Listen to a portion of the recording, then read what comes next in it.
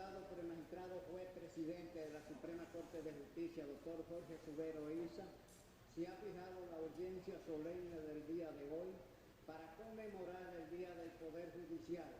según lo dispone la Ley 327 del 98 de la carrera judicial, que dice en su artículo: el día 7 de enero de cada año se conmemora el Día del Poder Judicial.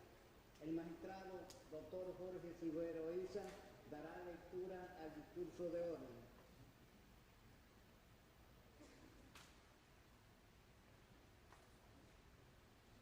Excelentísimo señor doctor Leonel Fernández Reina, presidente de la República y presidente del Consejo Nacional de la Magistratura. Su Excelencia Reverendísima Monseñor Timothy Broglio, Nuncio Apostólico de su Santidad. Señores magistrados, Procurador General de la República y demás representantes del Ministerio Público. Señores miembros del cuerpo diplomático y consular acreditado en la República Dominicana. Señores secretarios de Estado. Señores Orlando Jorge Mera, secretario general del Partido Revolucionario Dominicano. Víctor Gómez Casanova, secretario general del Partido Reformista Social Cristiano. Y doctor Reinaldo Pared Pérez, secretario general del Partido de la Liberación Dominicano. Joven cosecha de políticos dominicanos con arraigada denominación de origen y comprometidos con un nuevo ejercicio ético de la política en la República Dominicana. Señores invitados especiales, señores magistrados, jueces del orden judicial, señores representantes del Ministerio Público, honorables magistrados, jueces de la Suprema Corte de Justicia, abogados y abogadas presentes, damas y caballeros. Como en los últimos 8 años, hoy exponemos ante la nación la situación del Poder Judicial de la República en el año 2005. Recién se inicia un nuevo año lleno de esperanza, optimismo y anhelo en lograr un poder judicial no tan solo más confiable para la población, sino también una mejor aplicación del derecho que nos acerque cada vez más a una verdadera impartición de justicia. Este año 2006, a consecuencia de las elecciones a celebrarse en el mes de mayo, posiblemente nos traiga un cambio en la correlación de las fuerzas políticas representadas en el Congreso Nacional, razón por la cual entendemos que una vez que se hayan desvanecido las pasiones propias de los comicios y retornada la tranquilidad, se debe suscribir el pacto social propuesto el pasado diciembre por nuestro cardenal Nicolás de Jesús López Rodríguez. Todavía nuestro sistema de partidos políticos sigue siendo la mejor opción que tiene el ciudadano para escoger a sus representantes en los diferentes estamentos del poder político. La existencia de un nuevo orden económico mundial y los compromisos cada día mayores que como país asumimos a nivel internacional, así como la necesidad de una política nacional de desarrollo, han ido creando una gran red de obligaciones que no podemos afrontar con éxito sobre criterios individuales de cada gobierno y de cada partido político en particular y al margen de una verdadera y consciente agenda nacional. Confiamos en la sensatez, adultez y sentimiento patriótico de nuestros dirigentes políticos para sugerir que se firme el pacto propuesto por nuestro cardenal y que se denomine Pacto Social por el Bienestar del País, que comprenda un periodo no menor de 8 años de vigencia. Creemos que el éxito de este proyecto dependerá de que se acuerde y se asuma sin demagogia, sin protagonismo, sin banderías políticas, sin estandarte partidarista para las subsiguientes campañas electorales, sin que nadie se atribuya el éxito de los logros alcanzados, que se asuma como un principio de continuidad del Estado y no como de cada gobierno en particular, los acuerdos arribados. Señores, estamos abogando por la existencia y permanencia de un Estado de Derecho social y democrático, fundamentado en una nueva ética de gobierno. Debe contemplarse de manera meramente enunciativa, no limitativa ni excluyente, el compromiso de asumir como un proyecto nacional las tareas siguientes. 1. Una real política migratoria. 2. Una efectiva política educacional. 3. Medio ambiente y recursos naturales. Y 4. Corrupción, narcotráfico, lavado de activos y terrorismo. En cuanto a la primera tarea de una real política migratoria, uno de los grandes problemas que afronta el Estado moderno es el relativo a la migración en sus dos aspectos, inmigración y emigración. El ateniense Jenofonte escribió Medios de aumentar las rentas públicas en Atenas, obra considerada como la primera monografía económica de que se tiene conocimiento, donde el ilustre ateniense abogaba por la creación de un organismo encargado de darle facilidades a los extranjeros como una forma de aumentar los bienes de servicios, las importaciones y las exportaciones hacia Atenas a fin de cobrar mayores impuestos.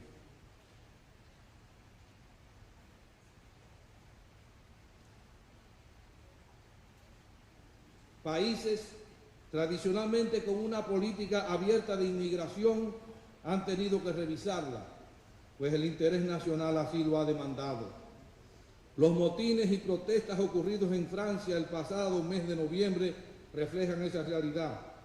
El endurecimiento de las medidas adoptadas contra los ilegales por los Estados Unidos de América constituye otro ejemplo. Conscientes de la realidad dominicana,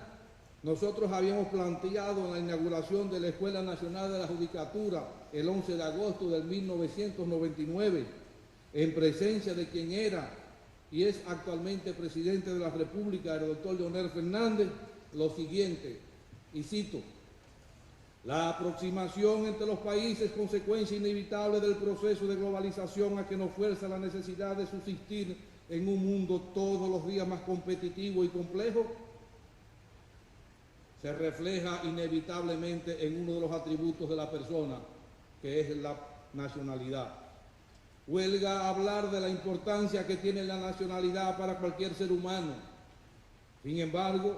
muchas veces olvidamos que de la determinación de la nacionalidad puede depender no solo la estabilidad del país, sino también su existencia misma como Estado. Basta con recordar que conforme a nuestra norma constitucional, solamente los dominicanos son ciudadanos y que únicamente los ciudadanos son los que gozan y disfrutan de los denominados derechos políticos, como son los de elegir y ser elegidos en las funciones públicas. Conforme al artículo 11, numeral primero de la Constitución de la República, son dominicanos todas las personas que nacieren en el territorio de la República, con excepción de los hijos legítimos de los extranjeros residentes en el país de representación diplomática o los que están de tránsito en él. Esta disposición seguía diciendo yo en el 1999, que consagra el principio de la adquisición de la nacionalidad dominicana mediante el jus soli, al decir que son dominicanos todas las personas que nacieron en el territorio dominicano, exceptúa a los hijos legítimos de los extranjeros residentes en el país, representación diplomática o los que están de tránsito en él. Sobre el principio, no parece haber ninguna discusión de interpretación. El problema parece que podría plantearse en cuanto a las dos excepciones. Con respecto a la primera excepción, referente a los hijos legítimos de los diplomáticos, tanto en nuestra legislación adjetiva interna como acuerdos internacionales de los cuales somos signatarios,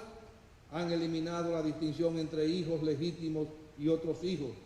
lo cual posiblemente nos coloque en algún momento en la situación de tener que decidir la primacía entre una norma de carácter constitucional y la norma derivada de un convenio internacional. En cuanto a la segunda sección, seguía yo diciendo en esa época que se refiere a los que están en tránsito, surgen algunas interrogantes. ¿Qué se debe entender por tránsito? Los que se encuentran en un aeropuerto dominicano esperando abordar a un avión, los que no tienen domicilios y residencias establecidos conforme a las leyes dominicanas, los que están en trámite de regular su situación de permanencia en el país. En las dos excepciones que niegan la calidad de dominicanos a ciertas personas nacidas en nuestro territorio, parece que subyace el carácter de temporalidad en la permanencia de los padres de los hijos nacidos en nuestro suelo patrio. No existe en la República Dominicana, decía yo en esa ocasión, ni existe en la actualidad, digo ahora, ninguna autoridad administrativa ante la cual se puedan dilucidar estas cuestiones y acreditar en consecuencia la nacionalidad. Corresponde pues a los tribunales judiciales interpretar la Constitución de la República y determinar en cada caso la solución del problema planteado, lo que puede implicar que haya divergencia de criterios, pero además sería una solución particular a la vista del principio de la relatividad de la sentencia. Termina la cita de mi discurso de agosto de 1999. Por esta razón y por el vínculo existente entre la nacionalidad, la ciudadanía y el Estado, se impone que la nacionalidad dominicana sea protegida al máximo, revistiéndola de una coraza legal que sea clara, precisa e inequívoca. Esa sugerencia de coraza legal fue establecida 5 años después de aquel discurso, al aprobar el Congreso Nacional la Ley General de Migración, la número 285-04 del 27 de agosto del 2004, y el Pleno de la Suprema Corte de Justicia, a propósito de la inmigración y su relación con la nacionalidad dominicana, sobre una acción en inconstitucionalidad por vía directa contra dicha ley, dictó la sentencia de fecha 14 de diciembre del 2005. A nuestro particular interés y modo particular de ver las cosas, la referida sentencia contiene 10 principios fundamentales que pueden ser considerados como el decálogo que identifica la jurisprudencia constitucional dominicana en materia de nacionalidad. Este decálogo se compone de los principios siguientes. 1. El hecho de que la parte capital y el párrafo primero del artículo 28 de la ley número 285-04 haga la distinción entre las mujeres extranjeras no residentes y las residentes, no implica en modo alguno que con tal disposición se esté quebrantando la prohibición constitucional que condena todo privilegio y situación que tienda a menoscabar la igualdad de todos los dominicanos, que son, en definitiva, quienes podrían invocar las diferencias en caso de que alguna entidad de la República conceda títulos de nobleza o distinciones hereditarias al tenor de los pautados por el artículo 100 de la Constitución. 2. Es atribución del Congreso Nacional arreglar todo cuanto concierne a la migración, por lo que es indudable que la regulación y el control del movimiento de personas que entran y salen del país es un derecho y al mismo tiempo una obligación del legislador dominicano, que pone en obra cuando adopta medidas como las concebidas en el artículo 28 de la referida ley de migración, las que no tienden sino a establecer un mero control administrativo de las extranjeras no residentes que durante su estancia en el país den a luz un niño o una niña. 3. La nacionalidad es un fenómeno que crea un lazo de esencia marcadamente política, en que cada Estado, en los límites de los tratados internacionales y el derecho de gente, determina soberanamente quiénes son sus nacionales, por lo que puede, como corolario obligado de ello, imponerse al que nace en su territorio o en él se desenvuelve. 4. La Convención de La Haya del 12 de abril de 1930, en su artículo primero, consagra el principio de que pertenece a cada Estado determinar por su legislación quiénes son sus nacionales, sin perjuicio de la libertad reconocida a los individuos de elegir dentro de los límites que fije la ley su nacionalidad o cambiar de ella. Quinto, el artículo 37 de la Constitución de la República, que establece y enuncia cuáles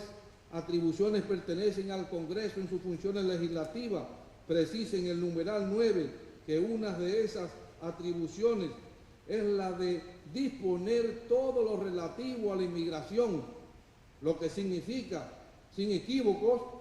que ese canon constitucional ha reservado a la ley la determinación y reglamentación de todo cuanto concierne a esa materia. Sexto, el hecho de ser la Constitución la norma suprema de un Estado no la hace insusceptible de interpretación, admitiéndose modernamente. Por el contrario, no solo la interpretación de la doctrina y la jurisprudencia, sino la que se hace por la vía de la llamada interpretación legislativa, que es aquella en que el Congreso sanciona una nueva ley para fijar el verdadero sentido y alcance de otra, que es lo que en parte ha hecho la Ley General de Migración. Séptimo, el párrafo primero, artículo 11 de la Constitución, supone que las personas en tránsito han sido de algún modo autorizadas a entrar y permanecer por un determinado tiempo en el país, que si en esa circunstancia evidentemente regular, una extranjera alumbre en el territorio nacional un hijo, por mandato de la propia Constitución, no nace dominicano, que con mayor razón no puede serlo el hijo o la hija de la madre extranjera, que al momento de dar a luz se encuentra en una situación irregular y por lo tanto no puede justificar su entrada y permanencia en la República Dominicana. Octavo, que la situación de los hijos de los extranjeros nacidos en el país en las circunstancias apuntadas en la primera parte del artículo 11 de la Constitución no es producto de consideraciones de raza, color, creencia u origen, sino del mandato expreso contenido en el señalado texto fundamental que exceptúa desde la revisión constitucional de 1929 del beneficio de la nacionalidad dominicana, como se ha visto, no solo a los hijos de los que estén en tránsito en él, sino también a los de los extranjeros residentes en representación diplomática, lo que descarta que a la presente interpretación pueda atribuirse el sentido discriminatorio. Noveno, siendo la regulación y control del movimiento de personas que entran y salen del país un derecho inalienable y soberano del Estado dominicano, la determinación por el legislador de los extranjeros residentes permanentes y temporales, de los no residentes y de las personas consideradas en tránsito, del procedimiento para ser admitido como persona no residente en la subcategoría de trabajadores temporeros, de los cambios de categorías migratorias,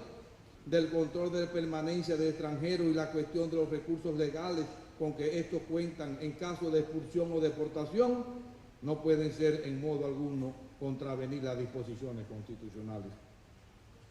Décimo, que en el único caso, repito, que en el único caso en que la República Dominicana pudiera verse constreñida a otorgar la nacionalidad dominicana a un extranjero que se encuentre al margen de la ley con respecto a su estancia en el país, o de una persona que haya nacido en el territorio nacional que de otro modo resultarían apátridas, sería en aplicación al cual el interesado tendría que dar estricto cumplimiento de la Convención para reducir los casos de apatridia, adoptada por las Naciones Unidas el 30 de agosto de 1961. Pero no cuando a una persona le corresponda por jus sanguinis la nacionalidad de su país, lo que descarta la posibilidad que para los apátridas prevé justamente la Convención ya citada, y por tanto la obligación para el Estado dominicano de conceder su nacionalidad a los indicados ciudadanos en la hipótesis planteadas en esta Convención. Hasta ahí lo que yo he considerado el decálogo de la jurisprudencia dominicana en materia de nacionalidad. En esta sentencia queda definitivamente establecido que no tan solo los hijos de extranjeros que se encuentran en nuestro país sin ningún tipo de autorización, es decir, los extranjeros no residentes, no pueden adquirir por el hecho del nacimiento la nacionalidad dominicana, sino que tampoco la pueden adquirir por ese medio originario los hijos de los extranjeros con residencia temporal en el país, es decir, aquellos extranjeros autorizados a residir por un periodo determinado en el territorio dominicano, deduciéndose en consecuencia que solo los hijos de los extranjeros con residencia permanente llegan a ser dominicanos. En razón de que nuestro sistema jurídico, la jurisprudencia constitucional, es decir, las sentencias dictadas por todos nuestros tribunales relativos a la Constitución, forma parte del bloque de constitucionalidad, la dictada el 14 de diciembre del pasado año por la Suprema Corte de Justicia, es parte de dicho bloque al cual está sujeta la validez formal y material de toda la legislación adjetivo secundaria, lo que tiene como consecuencia que cualquier ley, decreto, resolución, reglamento o acto contrario a esa sentencia del 14 de diciembre es considerado también contrario a la propia Constitución de la República, máxime cuando esa sentencia surte un efecto erga omnes, es decir, oponible a todo el mundo. En este sentido, señores, es preciso destacar que en virtud del principio de la supremacía de la Constitución, ninguna disposición legal adjetiva, incluyendo, repito, incluyendo los tratados, pactos y convenios internacionales suscritos y ratificados por el país, ni mucho menos ninguna decisión o resolución de órganos u organismos internacionales o supranacionales pueden estar por encima ni ser contrarias a la Constitución de la República. La Suprema Corte de Justicia, en su sentencia del 9 de febrero del 2005, dijo que frente a una contradicción o enfrentamiento de un tratado o convención con la Constitución de la República, esta debe prevalecer. Creo oportuno agregar que ante esa eventualidad lo que debe revisarse es el tratado o la convención y jamás la Constitución de la República. Quien habla considera que la paz y el desarrollo de la zona fronteriza son la paz y el desarrollo de nuestro país. La buena salud de la patria depende de la buena salud de la frontera. La frontera es el límite de nuestra nacionalidad, como es el límite de la nacionalidad y de los derechos políticos de los extranjeros. Solo somos dominicanos dentro de nuestra propia frontera, de la misma manera que solos en sus respectivos países los extranjeros son nacionales. El tema de la frontera debe ser incluido en el punto de política migratoria, pues por mandato de la propia Constitución de la República, según su artículo 7, es de supremo y permanente interés nacional el desarrollo económico y social del territorio de la República a lo largo de la línea fronteriza, así como la difusión en el mismo de la cultura y la tradición religiosa del pueblo dominicano. La preocupación por el desarrollo de la frontera no ha estado ausente en el pensamiento de los jueces que integran la Suprema Corte de Justicia. Basta con leer la sentencia dictada a propósito de la acción de inconstitucionalidad contra la Ley 2801 del 1 de febrero de 2001 sobre desarrollo fronterizo. La segunda tarea a la que debe de abocarse en el pacto propuesto por el cardenal es una efectiva política educacional. Uno de los asuntos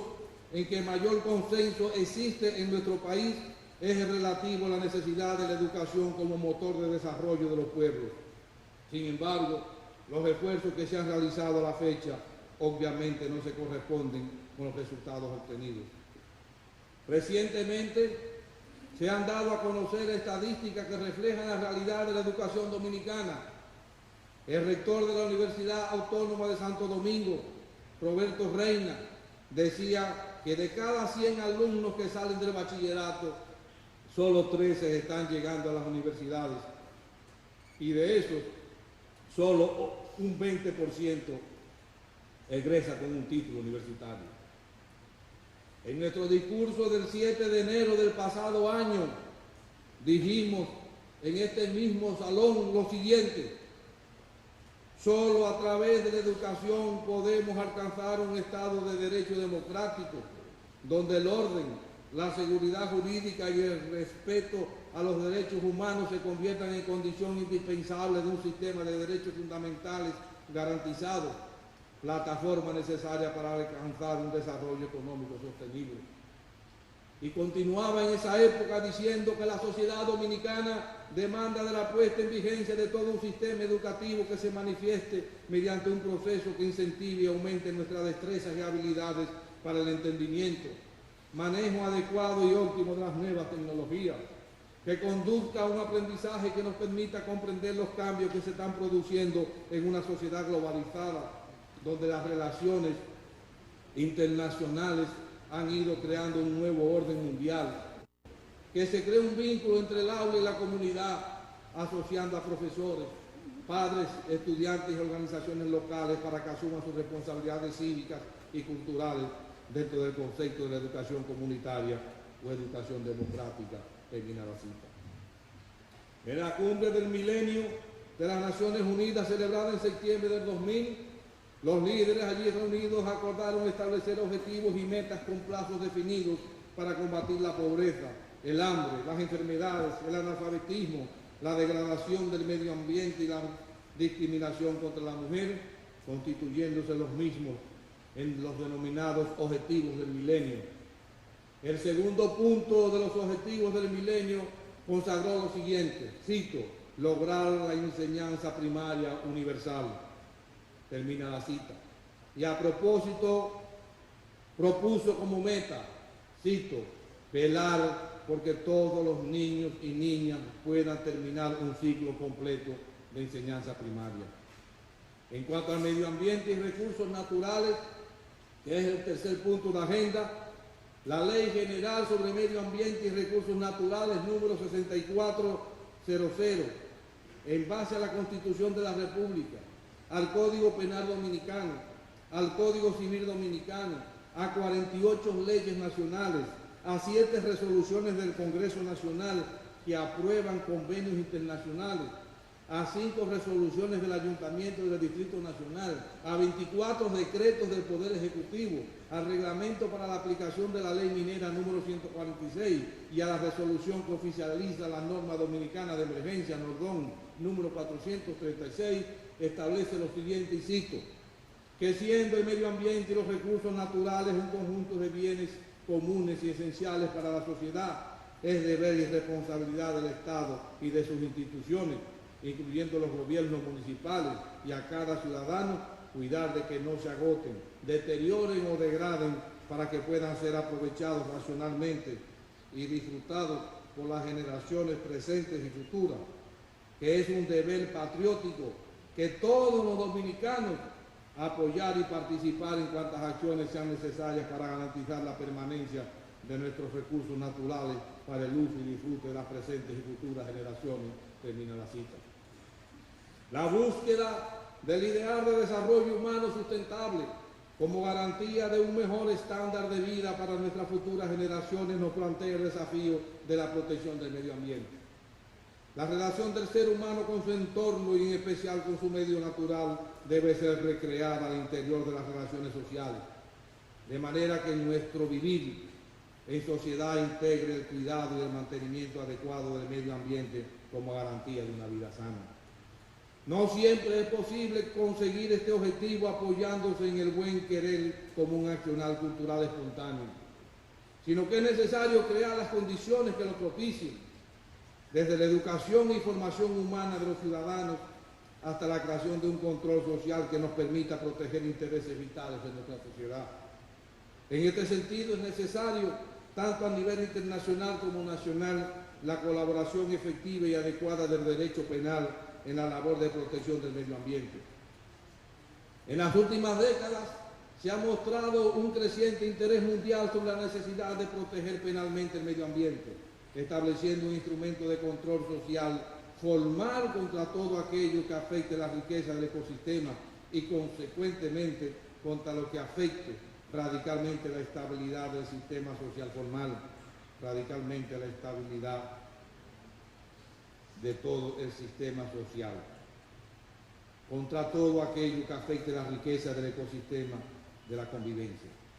Es imposible pensar aisladamente el problema y el cuidado y protección del medio ambiente que garantice el derecho que tenemos los humanos de vivir en un ambiente sano y ecológicamente equilibrado. Este es un derecho que está directamente relacionado con el derecho a la vida y a una existencia digna, ya que de la protección del medio ambiente se deriva en gran parte la calidad de vida del ser humano. El delito ambiental es un hecho antijurídico doloso que afecta a los recursos naturales, causando perjuicio a la salud humana y al ecosistema y que debe ser debidamente penalizado. Los ejemplos de delito ambiental en nuestro país son muchos y ya forman parte de nuestra cotidianidad. Desde la descarga de contaminantes en la atmósfera provocados por vehículos automotores,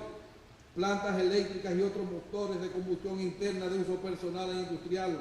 la descarga de contaminantes en el agua y en el suelo, la destrucción de áreas protegidas, la caza indiscriminada de especies terrestres o acuáticas en vía de extinción, la fabricación y transporte de sustancias tóxicas o peligrosas, la explotación sin regulación legal de los lechos de nuestros ríos para venta de materiales de construcción y la contaminación sónica que quita el sueño y el debido descanso a muchas personas. La Ley General sobre Medio Ambiente y Recursos Naturales nos orienta conceptualmente en cuanto a principios rectores que sirven de base para una política ambiental ideal. La ley nos insiste en que el medio ambiente y los recursos naturales son bienes comunes y fundamentales que todo ciudadano, así como el Estado y sus instituciones, deben cuidar y preservar para el disfrute de generaciones presentes y futuras. El séptimo objetivo del desarrollo de la ONU para el milenio dice, cito, garantizar la sostenibilidad del medio ambiente y tiene como meta, cito, incorporar los principios de desarrollo sostenible en la política y los programas nacionales, invertir la pérdida de los recursos del medio ambiente, reducir a la mitad el porcentaje de personas que carecen de acceso al agua potable y mejorar considerablemente la vida de por lo menos 100 millones de habitantes de Tugurio para el año 2020. El último tema que debe ser considerado según mi propuesta para la Agenda Nacional por el Pacto es relativo a la corrupción, narcotráfico, lavado de activos y terrorismo. Por la dimensión que ha alcanzado, este punto es de gran interés patriótico, en razón de que el país es signatario de convenios y tratados internacionales relativos a estos temas. Entiendo que bastaría con que se asuma el compromiso de poner en vigencia, respetar y respaldar los instrumentos y mecanismos creados para la consecución de los fines contemplados en estas normas internacionales.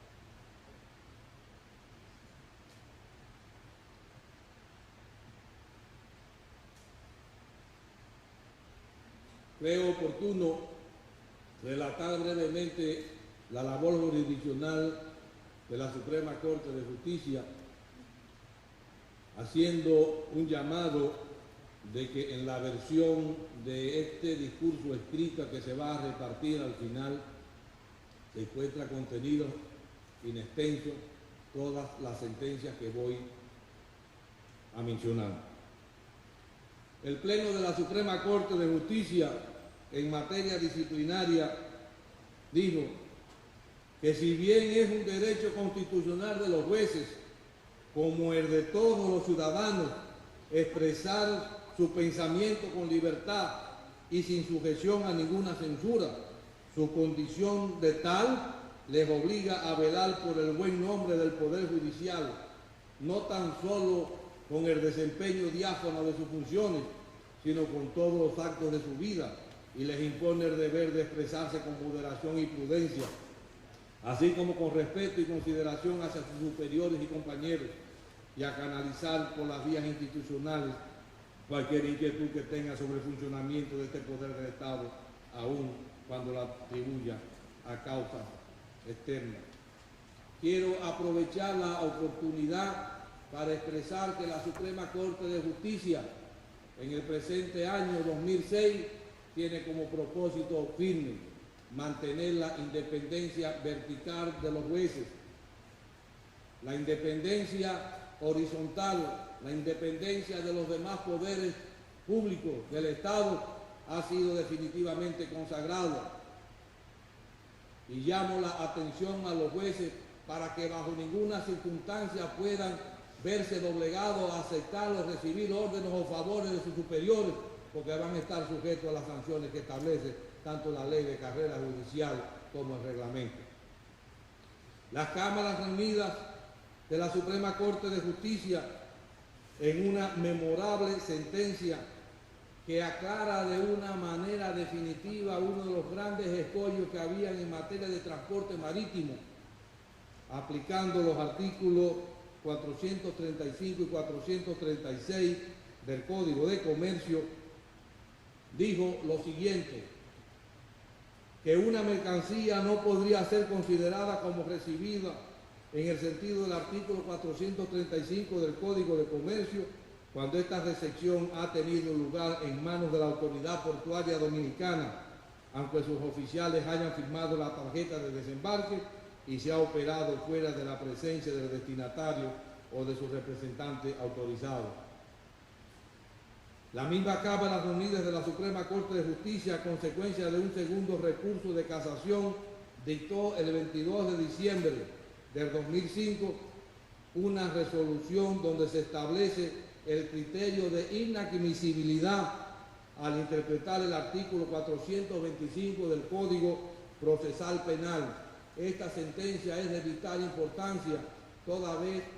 que interpreta a través de una decisión de las Cámaras Reunidas, órgano máximo jurisdiccional de toda la instancia judicial del país, el concepto del 425 del Código Procesal Penal en materia de casación, cuando dijo lo siguiente: que según el artículo 425 del Código Procesal Penal, el recurso de casación solo puede interponerse contra las sentencias dictadas por las cámaras o salas penales de las Cortes de Apelación o aquellas dictadas por el juzgado de primera instancia en funciones del Tribunal de Apelación, que sean confirmatorias o revocatorias de otra sentencia anterior dictada por un juez o tribunal de primer grado, o las decisiones que ponen fin al procedimiento, como lo es un medio de inadmisión, o las que denieguen la extinción o suspensión de la pena. La Cámara Civil de la Suprema Corte de Justicia en materia de embargo dijo que si bien es verdad que generalmente los gravámenes de un inmueble que pueden dar lugar a un embargo inmobiliario son las hipotecas y los privilegios, como dice el fallo atacado, no menos cierto es que cualquier acreedor quirografario también puede trabar embargo inmobiliario con base a un título ejecutorio líquido y exigible, como podría ser un pagaré notarial o una sentencia irrevocable con autoridad de cosa juzgada, sin necesidad de inscribir previamente una hipoteca, que en esos casos sería judicial definitiva, ya que la inscripción de tal hipoteca solo es requerida para asegurar su rango y su permanencia en el inmueble gravado, no obstante transferencia. En materia de desalojo, la misma Cámara expresó que es preciso reconocer que, contrario al criterio de la decisión impugnada, en los casos de desalojo de inmuebles alquilados mediante un contrato, como la especie, en las condiciones que fueren, la resiliación o terminación del contrato es un requisito previo e indispensable para obtener el desalojo, ya que éste tiene lugar precisamente como consecuencia de la terminación del contrato, que de admitirse lo contrario, se estarían vulnerando los efectos de toda la convención en cuanto a la obligación que uno vincula a las partes contratantes, la cual solo puede desaparecer por la nulidad, resolución, rescisión o resiliación del contrato pronunciada judicialmente, o mediante revocación por el mutuo acuerdo de las partes. En tal sentido, las resoluciones por desahucio que son dictadas por la Comisión de Apelación de Alquileres de Casas y Desahucios, que no es un tribunal del orden judicial, no hacen más que autorizar el inicio del procedimiento de desalojo por ante los tribunales judiciales, luego del cumplimiento de los plazos y las formalidades establecidas por dicha comisión y por la ley, y no tienen, por tanto, efectos capaces de dejar sin validez los contratos de inquilinato. La misma Cámara, en una interesantísima sentencia sobre la sociedad de hecho, dijo lo siguiente: que el régimen matrimonial de la comunidad de bienes corresponde su aplicación exclusivamente a la institución del matrimonio y que según nuestra legislación se aplica de pleno derecho a todos los matrimonios que no han convenido otro régimen especial, cuyas pautas e interpretaciones son reguladas estrictamente por el derecho común, que la relación de hecho no puede tener un régimen matrimonial aplicable, ni el de comunidad ni ningún otro, ya que no cuenta con el carácter contractual que caracteriza el matrimonio y que se forma, como se ha dicho, al momento en que es hecha la declaración por ante el oficial del Estado Civil, y no en otra época, que el hecho de que las partes afirmen que después de su primer divorcio estos se reconciliaron y continuaron con una relación consensual no le da condición de comunes en bienes, como erróneamente interpretó la Corte Aqua en su sentencia. Finalmente, la propia Cámara Civil de la Suprema dijo en materia de secuatro de una sentencia extranjera lo siguiente: que en cuanto al alegato de que la Corte Aqua rehusó conocer el fondo del asunto para verificar si la sentencia cuyo secuatro se persigue fue dictada conforme a los hechos y el derecho de Taiwán, conviene advertir que, prevaleciendo el principio de que el secuatro deberá ser acordado o rechazado sin modificación de la decisión extranjera, ya que no se trata en realidad de sustituir esa decisión por una sentencia dominicana, dicho postulado tiende a sustraer, en principio, a los tribunales nacionales del conocimiento del fondo, debiendo limitarse estos a comprobar la regularidad y la autoridad irrevocable de la sentencia, conforme a las reglas del país de origen de la misma, valiéndose de nuestras autoridades consulares, así como su legítima ejecutoriedad en la República Dominicana y su conformidad con nuestros principios constitucionales. En cuanto a la Cámara Penal de la Suprema Corte de Justicia, esta estrenó en el año 2005 un nuevo procedimiento relativo a la extradición, el cual, con la vigencia del Código Procesal Penal, fue judicializado.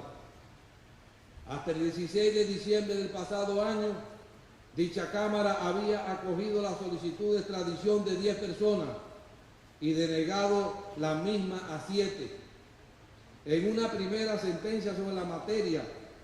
dictada en fecha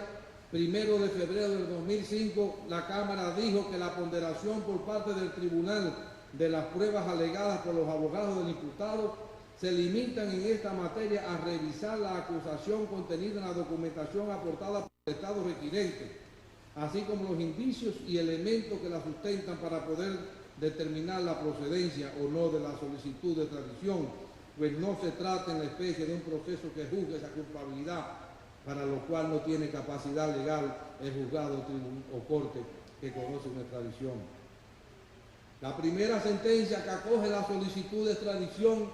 fue dictada por dicha Cámara el 18 de febrero del pasado año, la cual define la extradición como el procedimiento de entrega que un Estado hace a otro de una persona imputada, acusada o condenada por un crimen o delito de derecho común que se encuentre en su territorio, para que en el segundo país se le enjuicie penalmente o se ejecute una pena, tramitación realizada conforme a las normas preexistentes de validez dentro del derecho interno de una nación o en el ámbito del derecho internacional, atendiendo los principios de colaboración y reciprocidad entre los Estados. La misma sentencia, para justificar la inapelabilidad de una decisión en materia de extradición, dijo que para que una sentencia sea inapelable es de rigor que la ley lo disponga expresamente. Ello es verdadero solo cuando el fallo de que se trate haya sido dictado por un tribunal de primer grado ordinario o actuando como tal, y por tanto sujeto a un recurso de alzada ante el tribunal de segundo grado correspondiente instituido por la ley, situación que a criterio de esta Corte no se da en la especie que es en materia de extradición. En cuanto a los medios de prueba, quedó establecido en ella que de conformidad con la mejor doctrina, los únicos medios de prueba que deben ponderarse en materia de extradición son los que siguen. A.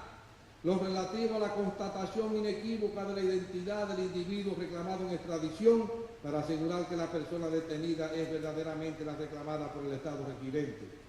B.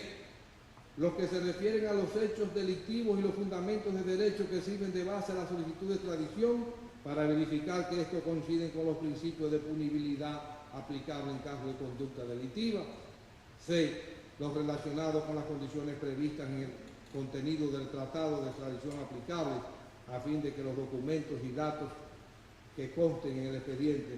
versen sobre las condiciones que se requieren para que proceda la extradición.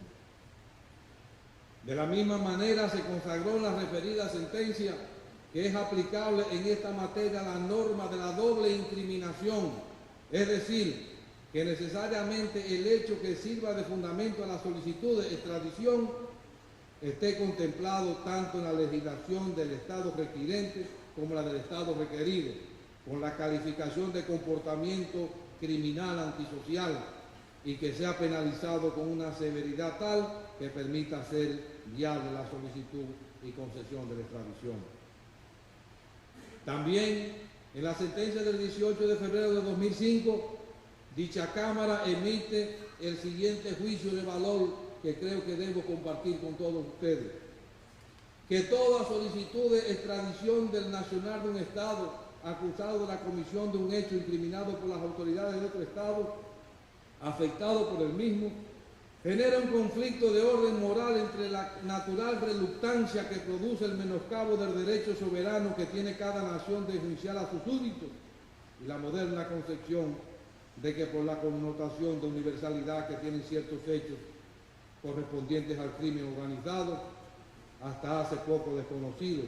cuya extrema gravedad y el hecho de que estos desbordar los límites fronterizos los convierten en delitos de lesa humanidad y por lo tanto deben permitirse el enjuiciamiento y castigo de sus autores por todos los estados víctimas de este comportamiento delictivo.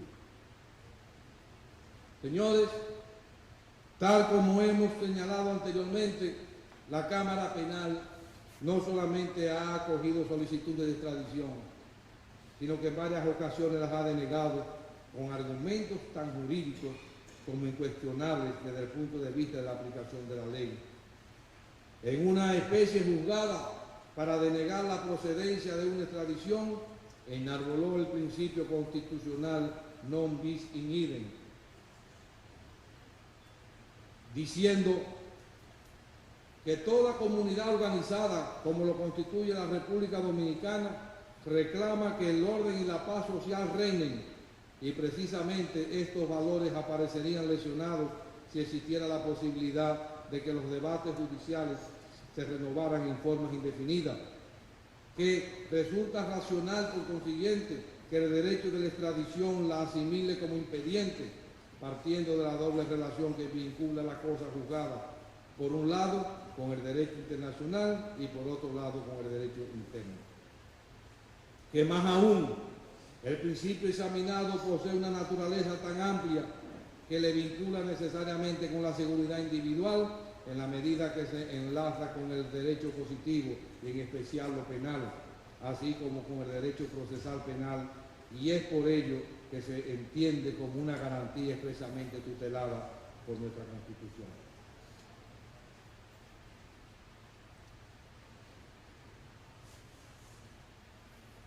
En cuanto a la presunción de inocencia, una de las sentencias más importantes que se haya dictado en la República Dominicana, la Cámara Penal dijo que el principio de la presunción de inocencia, denominado también principio de inocencia o derecho de la presunción de inocencia, se fundamenta en realidad en un estado jurídico de inocencia, puesto que al ser un estado va más allá de la mera presunción,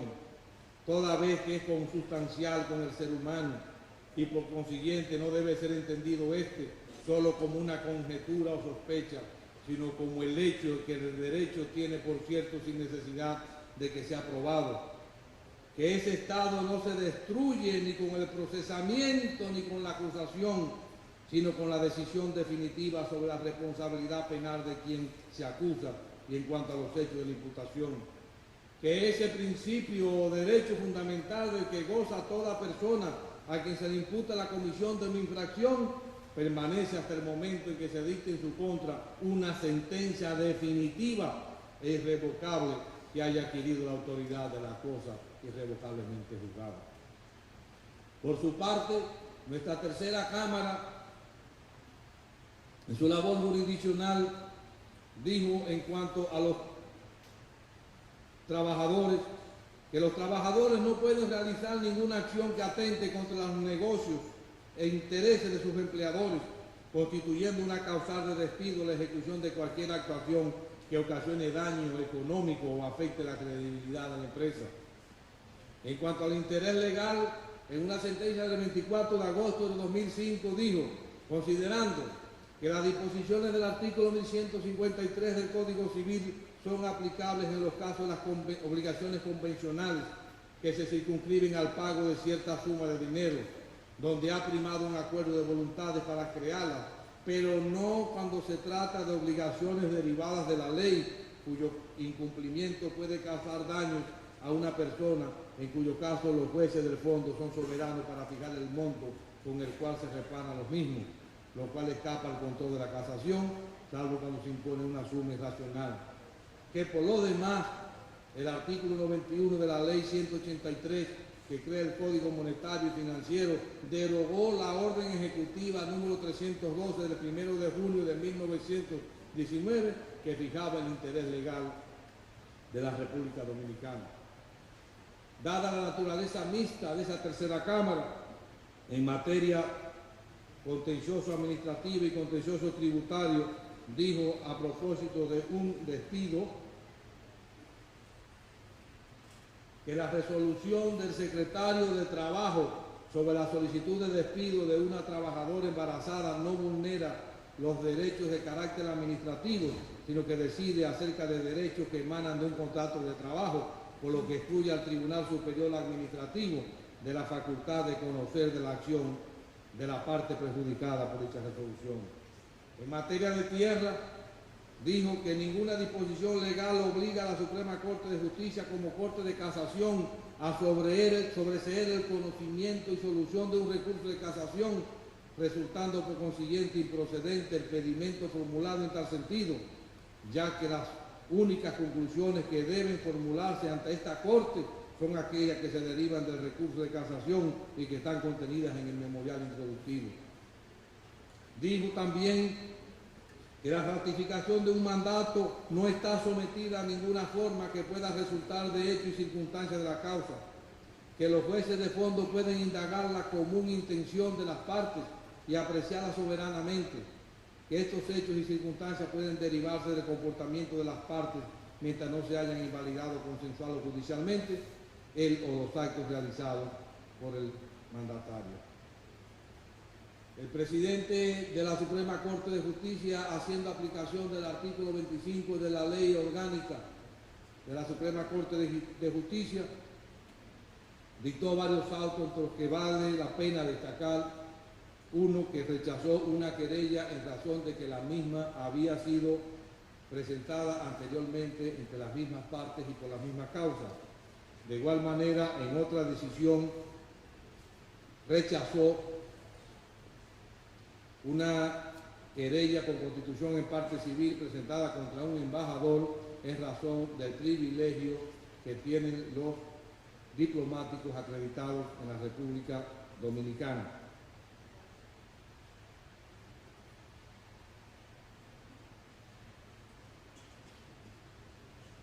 Vale la pena destacar algunas de las resoluciones dictadas por la Suprema Corte de Justicia en su pleno, resoluciones de interés general, pero creo que antes es importante decir que tanto el Pleno de la Suprema como sus cámaras, sus diferentes cámaras, emitieron el pasado año 2.697 resoluciones, independientemente de los recursos de casación, y entre las más importantes tenemos que destacar la que establece el reglamento del juez de la ejecución de la pena, órgano nuevo consagrado en el Código Procesal Penal. Otra resolución sobre la creación de la Comisión de Implementación de la Ley de Registro Inmobiliario. Otra resolución que ordenó la utilización de camisa blanca, corbata negra, toga y birrete en la celebración de las audiencias preliminares en la fase de la instrucción. También la resolución que aprobó el Centro de Documentación e Información Judicial Dominicano, el CENDIC. La resolución sobre el reglamento para la tramitación de notificaciones, citaciones y comunicaciones judiciales al amparo de la nueva normativa procesal penal. De igual manera, el reglamento para el funcionamiento de la Oficina Judicial de Servicio de Atención Permanente, que entrará en vigencia en las próximas semanas. También el reglamento sobre los tribunales colegiados de primera instancia. Creo que resulta importante destacar que durante el pasado año recibimos la cantidad de 3.872 recursos de casación correspondientes a las cámaras reunidas y a las 3 cámaras de la Suprema Corte. 1.029 recursos más que los del año 2004. Y fueron pronunciadas en audiencia 2.372 sentencias correspondientes a años anteriores y al año 2005. 931 sentencias más que las del año 2004, sin incluir, desde luego, las resoluciones sobre la admisibilidad e inadmisibilidad dictadas por las Cámaras Reunidas y la Cámara Penal en virtud de los artículos 418, 425 y 426 del Código Procesal Penal. Este incremento de los recursos de casación justifica todavía más que el Congreso Nacional apruebe el proyecto de ley que, definiendo el interés casacional, sometimos a ese organismo en el año 2004 como una forma de limitar el acceso a dicho recurso. Ha sido exitoso la disposición consagrada en el artículo 425 del Código Procesal Penal, que deja en cierta medida a discreción de la Cámara Penal la admisión o no de los recursos de casación conforme a la mejor doctrina de toda América en materia de casación. Durante el pasado año juramentamos, quiero que presten atención a esta cifra, juramentamos 2.597 abogados, los que sumados a los años anteriores, desde agosto de 1997, hacen un total de 14.756 abogados juramentados por esta Suprema Corte de Justicia. Realmente somos un país jurídicamente bien asesorado.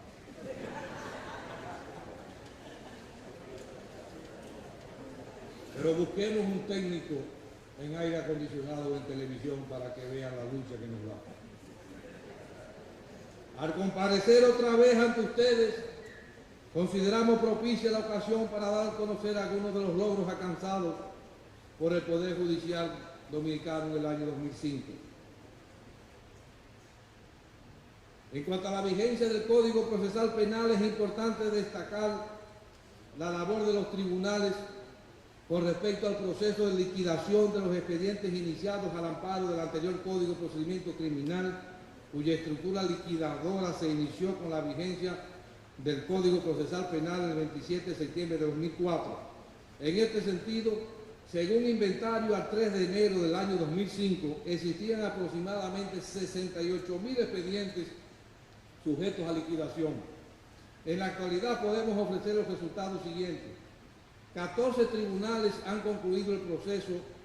de liquidación, lo que significa que no tienen pendiente ningún caso a ventilarse con el código anterior.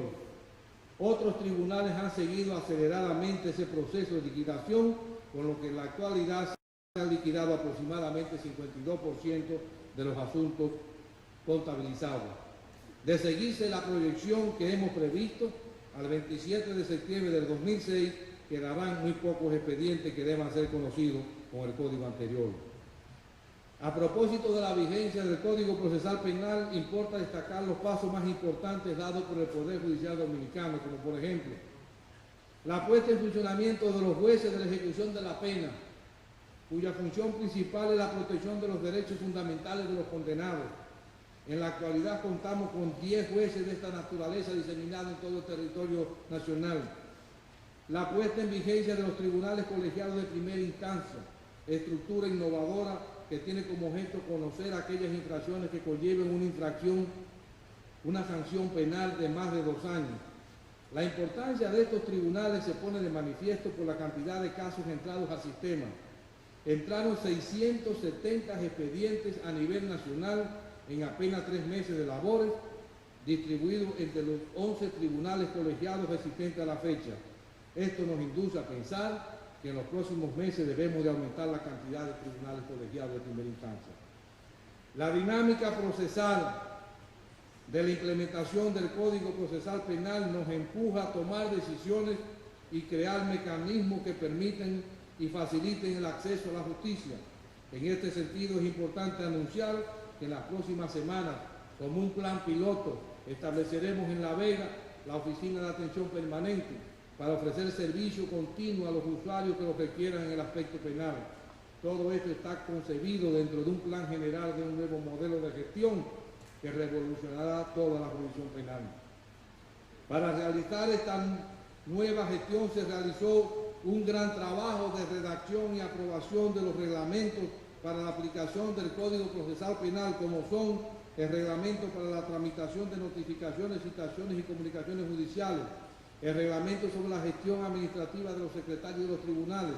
el reglamento sobre las medidas de coerción y celebración de audiencias durante la etapa preparatoria y el reglamento para el funcionamiento de la Oficina Judicial de Servicio de Atención Permanente.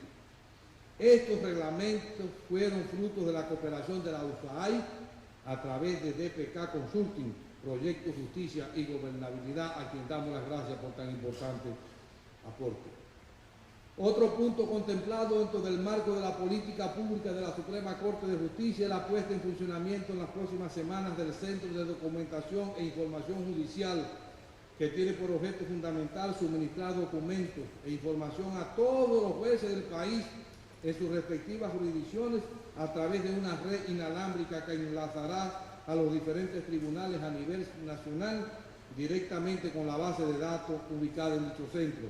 Este proyecto fue realizado gracias al apoyo brindado por la Agencia Española de Cooperación Internacional, la ESI, y al Consejo General del Poder Judicial de España. En este mismo sentido, tenemos que destacar la creación de otro órgano de interés práctico para los usuarios del sistema, que es el Centro de Información y Orientación Ciudadana, que tiene por finalidad, como su nombre lo indica, informar y orientar a la ciudadanía en lo relativo a los servicios judiciales. La vigencia del Código Procesal Penal ha sido exitosa en la República Dominicana, lo que se evidencia por la dinamización de los procesos penales, algunos de los cuales, no obstante haberse comenzado tardíamente en el primer trimestre del 2005, ya al finalizar ese año habían culminado con sentencia de la Suprema Corte de Justicia, decidiéndose definitivamente el asunto objeto de la dicta. Eso ha traído por vía de consecuencia una disminución de lo que tradicionalmente constituía el talón de Aquiles del Poder Judicial, los presos preventivos, de cuya cantidad ya nadie habla. Pero además, el Código Procesal Penal nos ha traído un valor agregado, y es que nuestros jueces penales han pasado de ser alumnos de abogados en el viejo Código de Procedimiento Criminal a ser profesores de abogados en la actual normativa procesal. Esto se evidencia no solamente en las destrezas y habilidades recibidas en estrado, sino también en todos los diplomados, seminarios, conferencias y talleres ofrecidos sobre la materia, donde nuestros jueces actúan como docentes en más del 99% de estas actividades. Pero además,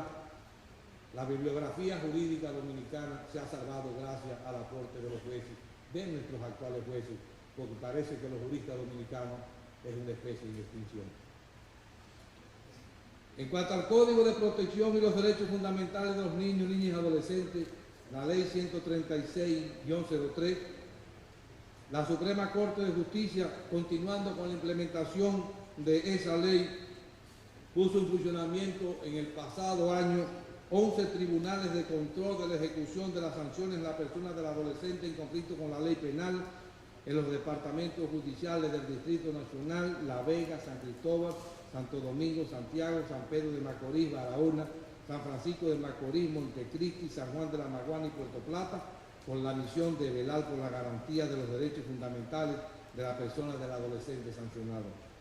Dispuso la división en sala civil y sala penal de 7 tribunales de niños, niñas y adolescentes. En la misma jurisdicción, el Pleno dispuso la puesta en funcionamiento de 3 nuevos tribunales de niños, niñas y adolescentes con plenitud de jurisdicción en los distritos judiciales de Peravia, La Altagracia y Monseñor Noel. Y en los próximos días abrirá sus puertas el Tribunal de la Provincia de Santo Domingo, dividido en una sala civil y en una sala penal. En este mismo sentido, durante el pasado año se hizo un estudio de factibilidad para la creación del Centro de Mediación Familiar, cuyo objetivo es la resolución de los conflictos familiares mediante la aplicación de métodos alternos a la vía judicial, lo cual pondría a la Administración de Justicia de nuestro país a la par con otros sistemas judiciales y a tono con los compromisos asumidos. También se están realizando los estudios para el establecimiento del Observatorio Judicial contra la Violencia Intrafamiliar y de Género, el cual tiene por objetivo principal dar un seguimiento de las sentencias y resoluciones judiciales dictadas en este ámbito, a fin de plantear pautas de actuación en el seno del Poder Judicial y a la vez sugerir modificaciones legislativas que se consideren necesarias para conseguir una mayor eficiencia y contundencia en las respuestas judiciales. Sobre esta jurisdicción, la de niños, niñas y adolescentes, queremos llamar la atención una vez más a nuestro Congreso Nacional, toda vez que en el 2004 sometimos un proyecto de ley a fin de restituirle a los juzgados de paz la competencia para conocer de las pensiones alimentarias que le fueron conferidos mediante la Ley 136-03 a los tribunales de niños, niñas y adolescentes, limitando con ello el acceso a la justicia, porque estos tribunales solamente existen a nivel de distritos judiciales. Esto ha traído como consecuencia que los interesados tengan que desplazarse hasta los lugares donde existan tribunales de primera instancia de niños, niñas y adolescentes, los cuales en la actualidad se encuentran en las cabeceras de las provincias, con el consabido inconveniente que ese desplazamiento conlleva. Este proyecto fue aprobado por el Senado de la República y remitido a la Cámara de Diputados, sin que hasta la fecha haya sido conocido. El Poder Judicial Dominicano continúa respaldando de manera decidida y constante la acción formativa y la capacitación de sus integrantes, para lo cual a través de la Escuela Nacional de la Judicatura ha duplicado sus esfuerzos para incrementar los programas de capacitación y de formación, crear espacios para la difusión de corrientes de pensamiento y fomentar el intercambio de conocimiento con los demás integrantes de la comunidad jurídica nacional e internacional, y con ellos contribuir a la excelencia de la administración de justicia conforme a los valores de una sociedad democrática. Conscientes de la importancia que tiene la implementación de un modelo educativo que cumpla con los parámetros internacionales de calidad, el Poder Judicial no ha escatimado esfuerzos para que la Escuela Nacional de la Judicatura se posicione internacionalmente, se constituya en una institución de referencia, una institución innovadora, un centro de pensamiento de más alto nivel, y sea percibida como lo es en la actualidad, una de las escuelas judiciales que ha cosechado mayores éxitos en toda Iberoamérica. Entre los éxitos obtenidos por la escuela a nivel internacional podemos contar ser integrante del Consejo Directivo del Centro Centroamericano y de Capacitación Judicial que agrupa a los países de Centroamérica, Panamá y República Dominicana, ostentar la Secretaría General de la Red Iberoamericana de Escuelas Judiciales que agrupa más de 21 escuelas judiciales del país, ser integrante del Consejo Directivo de la Organización Internacional de Capacitación Judicial que agrupa a más de 80 países del mundo, del cual solo forman parte de su consejo directivo 2 países latinoamericanos. A nivel nacional, los éxitos cosechados son igualmente palpables. El 24 de noviembre entregamos a la sociedad dominicana la cantidad de 10 nuevos jueces formados en la escuela, los que unidos a los 52 egresados de los 4 programas anteriores totalizan 62 jueces de paz diseminados en el territorio nacional.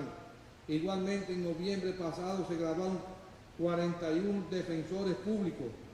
5 trabajadores sociales y 5 investigadores judiciales, con lo que a la fecha han egresado de la escuela un total de 76 defensores públicos ordinarios, 7 defensores públicos especializados en niños, niñas y adolescentes, 7 trabajadores sociales y 12 investigadores judiciales, para un total de 164 graduandos en los programas de formación de aspirantes. Los logros no se detienen ahí. El pasado año la Escuela Nacional de la Judicatura emprendió y participó en una serie de programas de formación que la ratifican como escuela líder, tal como se evidencia con los resultados siguientes. La implementación de manera conjunta con 5 universidades dominicanas de 5 diplomados sobre Derecho Penal Ambiental, Derecho de Autor y Derecho Conexo, Constitución y Garantías Procesales, Lavado de Activos y Derecho de las Telecomunicaciones y de las Tecnologías y de la Tecnología de la Información, los cuales fueron implementados bajo la modalidad virtual. Oigan muy bien, diplomados impartidos a través de la modalidad virtual de nuestro propio campus virtual, con la participación en calidad de docentes de expertos nacionales e internacionales del más alto nivel en sus respectivas áreas. Asimismo, para este año se tiene pautado aumentar la duración del programa de formación de aspirantes a juez de paz para llevarlo de 9 meses en la actualidad a 24 meses, con lo cual se pretende responder a las necesidades actuales de los jueces de paz y contribuir a la mejora constante del nivel profesional de los mismos. Aprovechamos la ocasión para, en nombre del Consejo Directivo y del personal de la Escuela Nacional de la Judicatura, agradecer al señor Presidente de la República, doctor Leonel Fernández, la visita institucional que hiciera a las instalaciones de la escuela en el mes de noviembre, quien felicitó al Consejo Directivo por su visión de futuro, así como por su compromiso con un Poder Judicial independiente y la capacitación profesional de los magistrados que la componen el aparato judicial. Muchas gracias, señor Presidente.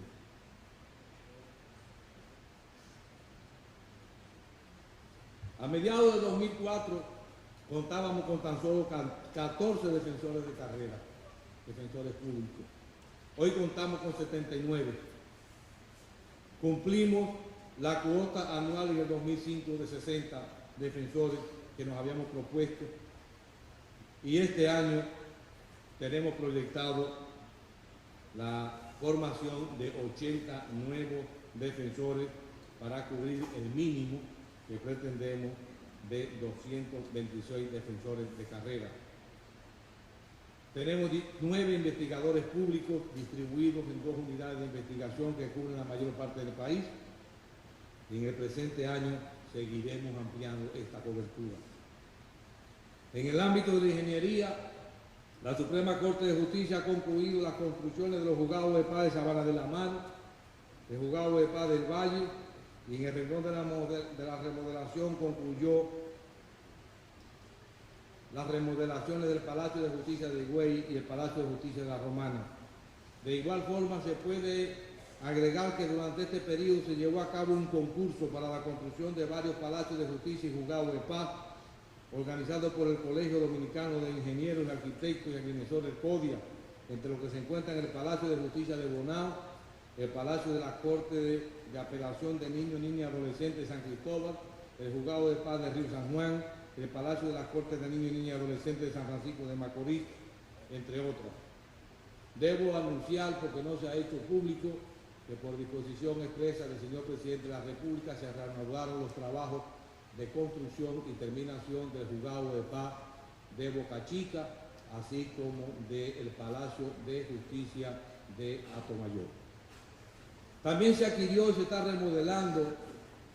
un edificio en la provincia de Santo Domingo con la finalidad de ampliar la cobertura y los servicios judiciales, principalmente en el área civil de trabajo de niños, niñas, adolescentes y penal en la provincia de Santo Domingo. En la Suprema Corte de Justicia, señores, estamos conscientes de que la informática constituye una excelente herramienta para la agilización de las actividades propias de los servicios judiciales. Por esa razón, desde el año 1997 iniciamos un proceso de capacitación y de dotar a nuestros servidores de una plataforma informática para una mejor y eficiente desempeño de sus labores. Al llegar a la posición en el año 1997, el Poder Judicial del país no contaba con ninguna computadora y en la actualidad disponemos de 2.872 computadoras instaladas, diseminadas en todo el territorio dominicano, y solamente el pasado año adquirimos 1.444 computadoras obtenidas todas a través de concursos públicos de oposición. Conscientes de la importancia de la automatización de los servicios públicos, en el presente año completaremos el proceso de automatización de la Secretaría General de la Suprema Corte de Justicia y de la Secretaría de sus cámaras, pretendiendo en un futuro no muy lejano la digitalización de los expedientes que ingresen a nuestro máximo tribunal, lo cual permitirá que estemos en capacidad técnica de que los jueces de la Suprema Corte de Justicia puedan fallar los asuntos previa deliberación directamente de su computador. Esta automatización se extenderá a nivel nacional. Pretendemos el establecimiento de una estructura que permita el correo electrónico, es decir, sin papel. Para las próximas semanas instalaremos en este edificio la tecnología wireless que va a permitir a cualquier persona que visite el edificio conectarse a través del Internet de manera inalámbrica. En consonancia con lo antes señalado, en el año 2005 iniciamos un plan piloto en virtud de un convenio suscrito con el Banco de Reserva de la República Dominicana que abarca el Distrito Nacional y la provincia de Santo Domingo, pagando a nuestros jueces, funcionarios y empleados el salario mensual a través del sistema de pago electrónico, lo cual redujo considerablemente los gastos operacionales. En este año ampliaremos a las principales ciudades esta forma de pago. Prácticamente en la recta final de este extenso discurso, que tiene un alto componente académico, principalmente por decisiones de la Suprema, no quiero pasar por alto que durante el 2005 fuimos anfitriones de un evento de gran importancia y trascendencia internacional, que fue el 6º encuentro de magistradas de los más altos órganos de justicia de Iberoamérica por una justicia de género. Y debo aprovechar, señor presidente, para decirle que las magistradas que estuvieron presentes aquí se maravillaron de la funcionabilidad de las líneas arquitectónicas y de la modernidad del edificio. En este año, en el mes de junio, celebraremos en la República Dominicana la 13ª Cumbre Judicial Iberoamericana, máximo evento judicial de Iberoamérica, entidad que rige la cooperación y concertación entre los poderes judiciales de los 22 países de la Comunidad Iberoamericana de Naciones, con la participación de los presidentes de las Cortes Supremas y Tribunales Supremos de Justicia de toda Iberoamérica, así como los máximos responsables de los consejos de las judicaturas iberoamericanas. El tema central de dicha cumbre será referentes iberoamericanos de justicia, una respuesta frente a los retos de la sociedad del conocimiento, y tendrá las siguientes áreas temáticas: elaboración de un código iberoamericano de ética judicial y justicia, la justicia en la sociedad del conocimiento, estudio de derecho comparado sobre los consejos de la judicatura iberoamericana y la creación de un observatorio iberoamericano en el área judicial. Uno de los grandes desafíos que enfrenta la sociedad dominicana se está llevando a cabo con el proceso de modernización de la jurisdicción de tierra para hacer posible que la institución y las organizaciones que componen puedan responder adecuadamente a los esfuerzos del desarrollo económico y social del país. Los avances más significativos durante el año 2005 se observan en tres aspectos fundamentales. A. En el aspecto normativo e institucional, la sanción y promulgación de la ley número 108-05 de registro inmobiliario y su promulgación por el Poder Ejecutivo Nacional, la sanción por parte de la Suprema Corte de Justicia de los reglamentos generales para los tribunales,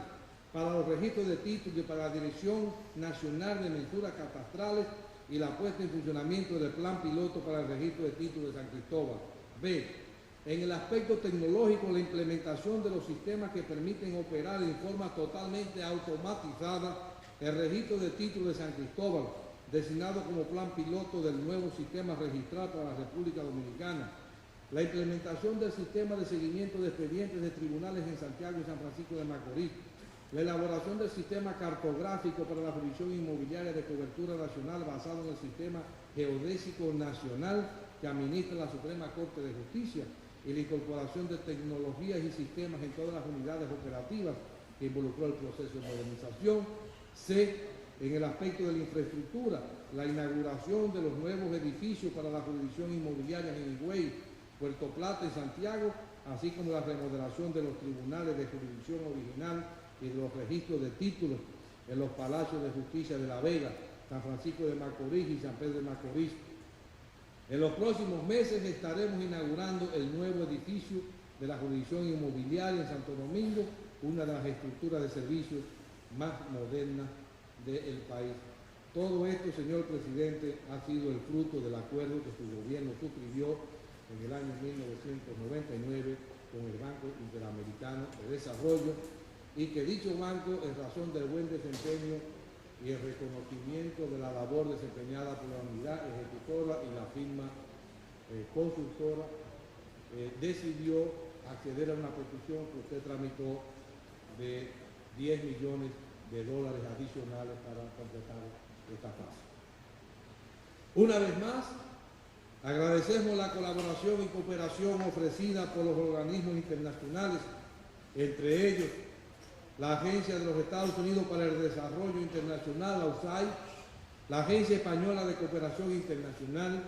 el Consejo General del Poder Judicial de España, la Escuela Nacional de la Magistratura de Francia, la Embajada de España,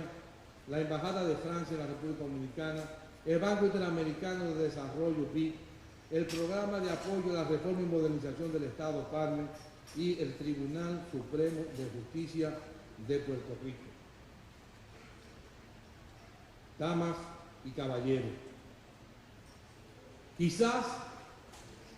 algún día los dominicanos no tengamos que tener presente el pensamiento del expresidente de Nigeria, Shehu Shagari, quien en 1982 dijo, y cito: lo que me preocupa más entre nuestros problemas es la decadencia moral en nuestro país. Existen problemas de soborno, corrupción, falta de dedicación a las obligaciones y vicios similares. Termina la cita. No obstante nuestros problemas y pesares, creo yo que el cuerpo social dominicano se encuentra en peligro de muerte. No me parece que estemos tan cerca de aquel cuadro reflejado en el consejo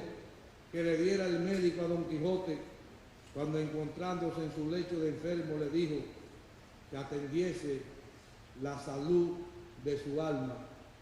porque la salud de su cuerpo se encontraba en grave peligro. Dios, patria y libertad. Muchas gracias.